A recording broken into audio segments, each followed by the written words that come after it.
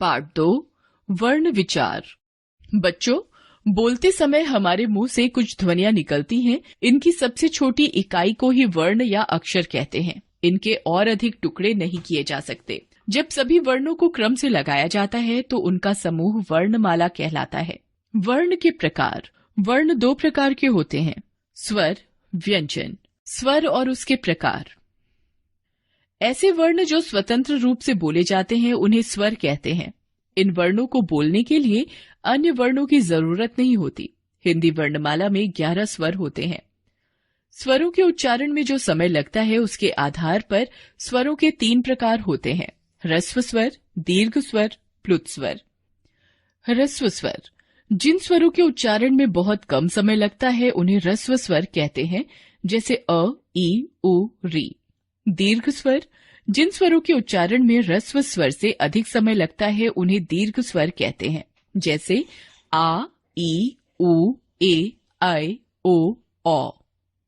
प्लुत स्वर। जिन स्वरों के उच्चारण में दीर्घ से भी अधिक समय लगता है उन्हें प्लुत स्वर कहते हैं, जैसे ओम। अनुस्वार, अनुनासिक और विसर्ग। अनुस्वार। अंग का उच्चारण नाक से होता है, इसे अनुस्वार कहते हैं। वर्ण के ऊपर बिंदु लगाकर इसे दर्शाया जाता है, जैसे अंग, अंगूर, पंख, गंगा आदि। अनुनासिक। वर्ण के ऊपर लगने वाले चंद्र बिंदु को अनुनासिक कहते हैं। इसका उच्चारण नाक और गले से होता है, जैसे हंस, बांसुरी, गांव, सांस आदि। विसर्ग। अह का चिन्ह वर्णों के मध्य या अंत में आता है। इसे विसर्ग चिन्ह से दर्शाया जाता है, जैसे दुख, प्रातः, अतः आदि। अंग, अनुस्वार और अह विसर्ग को अयोगवाह कहा जाता है। व्यंजन और उसके प्रकार। जिन वर्णों को स्वरों की सहायता से बोला जाता है उन्हें व्यंजन कहते हैं। हिंदी वर्णमाला में 33 मूल व्यंजन और 2 अतिरिक्त व्यंजन ड, ढ होते हैं। प्रत्येक व्यंजन का उच्चारण करते समय अ स्वर की ध्वनि होती है, जैसे क जमा अ बराबर क आदि। इसलिए इन्हें हम क, ख, ग आदि बोलते या लिखते हैं। उच्चारण के आधार पर व्यंजन के भी 3 प्रकार होते हैं, स्पर्श व्यंजन, अंतस्थ व्यंजन, ऊष्म व्यंजन। स्पर्श व्यंजन। जिन व्यंजनों का उच्चारण कंठ, तालु, मूर्धा, दंत और ओष्ठ के स्पर्श से होता है उन्हें स्पर्श व्यंजन कहते हैं। स्पर्श व्यंजन और उनके उच्चारण स्थान निम्न प्रकार से हैं। उच्चारण स्थान, नाम, वर्ण, व्यंजन। कंठ, कंठ्य, क वर्ग, क, ख, ग, घ, अंग। तालु, तालव्य, च वर्ग, च, छ, ज, झ, ञ। मूर्धा, मूर्धन्य, ट वर्ग, ट, ठ, ड, ढ, ण, ड़, अढ़। दंत, दंत्य, त वर्ग, त, थ, द, ध, न। ओष्ठ, ओष्ठ्य, प वर्ग, प, फ, ब, भ, म। अंतस्थ व्यंजन। जिन व्यंजनों का उच्चारण कंठ, जीभ और तालु के आंतरिक संयोग से होता है उन्हें अंतस्थ व्यंजन कहते हैं। ये संख्या में 4 होते हैं, य, र, ल, व। ऊष्म व्यंजन। जिन व्यंजनों का उच्चारण करने में घर्षण द्वारा ऊष्मा उत्पन्न होती है उन्हें ऊष्म व्यंजन कहते हैं। ये भी संख्या में 4 होते हैं, श, श, स, ह। संयुक्त व्यंजन।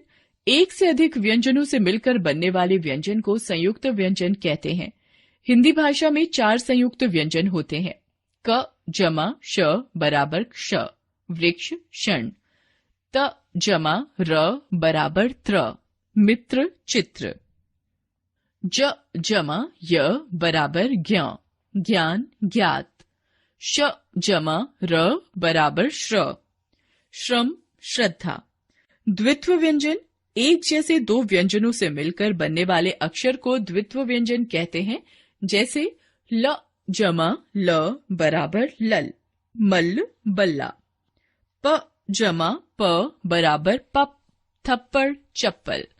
त जमा त बराबर तत्, पत्ता, गत्ता। क जमा क बराबर कक, पक्का, धक्का। संयुक्ताक्षर। 2 अलग अलग व्यंजनों को मिलाकर बनने वाले अक्षर को संयुक्ताक्षर कहते हैं, जैसे क जमा य बराबर क्य, क्यारी, क्योंकि। त जमा य बराबर त्य, त्योहार, त्याग।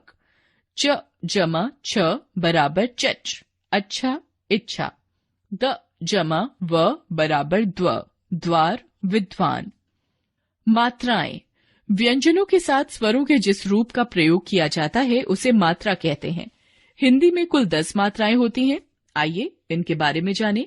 स्वर, मात्रा, व्यंजन जमा मात्रा, शब्द।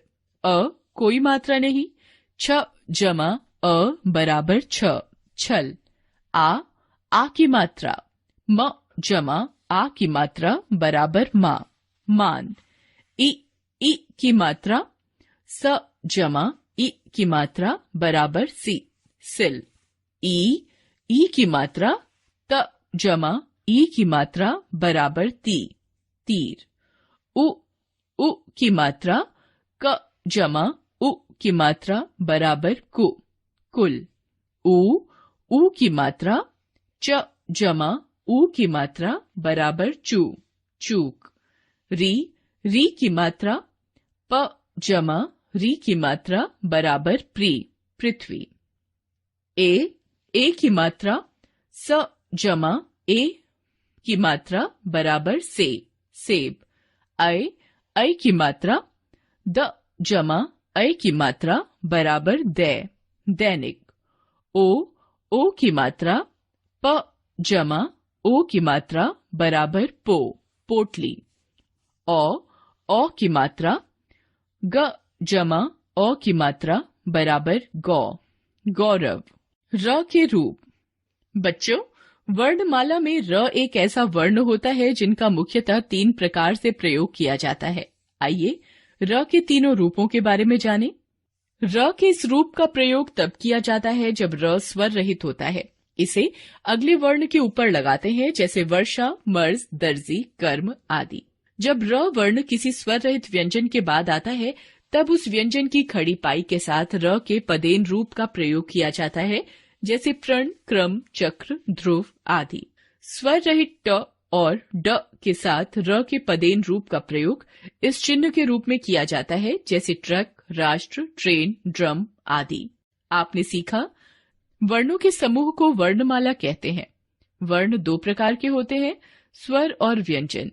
स्वर 3 प्रकार के होते हैं, ह्रस्व स्वर, दीर्घ स्वर और प्लुत स्वर। व्यंजन 3 प्रकार के होते हैं, स्पर्श व्यंजन, अंतस्थ व्यंजन और ऊष्म व्यंजन। संयुक्त व्यंजन एक से अधिक व्यंजनों से मिलकर बनते हैं। द्वित्व व्यंजन एक जैसे 2 व्यंजनों से मिलकर बनते हैं। संयुक्ताक्षर 2 अलग अलग व्यंजनों को मिलाकर बनते हैं। हिंदी भाषा में 10 मात्राएं होती हैं। र वर्ण को 3 रूपों में प्रयोग किया जाता है।